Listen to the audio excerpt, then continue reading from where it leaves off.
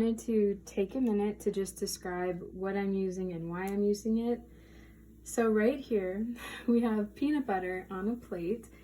Don't worry, it will be reused. I'm not going to throw it away. And this represents the asthenosphere. Gosh, try saying that 3 times. So why I chose peanut butter is because the asthenosphere is very ductile. Even though it is solid, it still has properties that make it ductile, so it can move, much like Play-Doh, but I didn't have Play-Doh, unfortunately, so peanut butter. Right here, we have these oven-ready pieces of lasagna that I kind of like ripped up, I guess. And these represent the oceanic plates, or the oceanic crust, rather, sorry. And why I chose this is because the oceanic crust is very dense.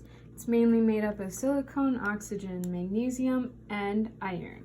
So I thought that a hard noodle would be a good representation, and also it's pretty thick. It's a good noodle, I will say that. And then over here, we have the continental crust, which I'm representing with paper. Why I chose this is because the continental crust is not very dense. It's mainly made up of silicone and oxygen. And this is... So the first process we will be going over is the divergent plate boundary, specifically the mid-oceanic ridge. And if you see me looking to the side, it's because I'm looking at my script. I don't have great memory. So as you can see, we have the peanut butter, which is the asthenosphere, and the 2 lasagna pieces, which are the oceanic crusts. And the motion that the divergent boundaries have is they move apart from each other.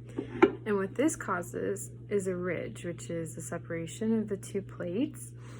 And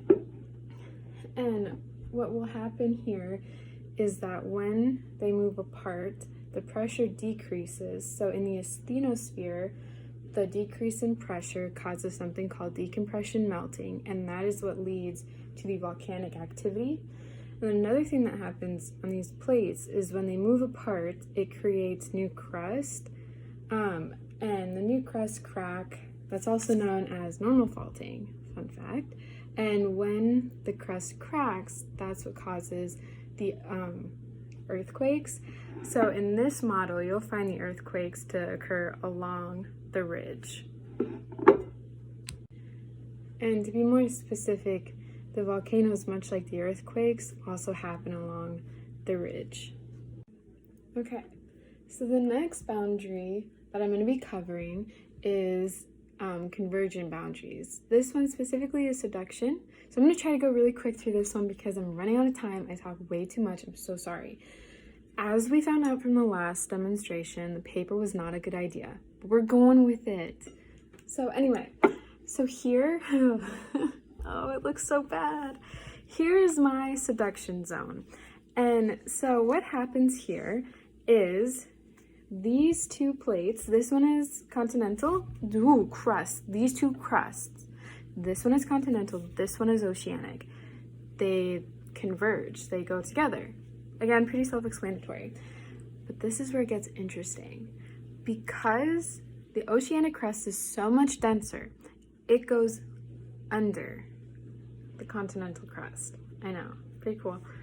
And so what this causes is right here on the boundary, there's something called a trench, and that is like the biggest topographical characteristic, I don't know how to use that word in a sentence, but characteristic of a subduction zone. So the earthquakes, as mentioned, will happen all along where the oceanic crust is being subducted. So if you think about it like as the diagram that we usually draw, where this is the oceanic, it goes down, there will be earthquakes all the way down. And a fun fact is that deep earthquakes only happen in subduction zones. So that is a great way to tell if something is a subduction zone. If you notice that there are deep earthquakes, you know it's a subduction zone. And volcanoes also occur here because as the oceanic plate is being subducted, it brings water and the minerals down with it. The water gets heated, the pressure goes up, it rises because it's less dense, and it's like, I need to get out of here. So it goes up, up, up, up, and then eventually it collects into a magma chamber, which then once that pressure builds, erupts, and we get a volcano. And once those go dormant, that causes an island. And another characteristic of subduction zones, along with the volcanoes, are also island arcs. The next boundary that we'll be talking about is convergent collision. And the first type that I'm going to be showing you is continental-continental. And so I kind of went ahead, just because I only have one hand to talk with. So, again, notes are on the side. The plates move towards each other, and what happens is, because neither of them can be subducted because they are so light, they in turn create mountains, and that's what this is, this little mountain right here. A common feature, so topography, would be mountain building. That's extremely common. As far as earthquakes go, they're also common because as they move together, ripples go through, causing earthquakes. Another topographical property that happens with convergent boundaries is you'll see rippling in the crust. So I'm going to try to, so like rippling like that, and then that's what eventually leads to the mountain building. And volcanoes don't happen here, as far as I know. Okay, so the next boundary that I'm going to be talking about is transform boundaries. And like I said in the past videos, I'm going to be using paper to represent the continental crust. It got a little greasy, so please don't mind that. So transform boundaries, the way that they move is they slide past each other in opposite directions, like this. What happens is along this right here is known as faulting, which is commonly where earthquakes occur. As they move past each other, there's a lot of stress buildup, and then once they completely move past that stress, it sets off a shock wave or an earthquake. And as far as I could tell, volcanism is not common to these type of faults.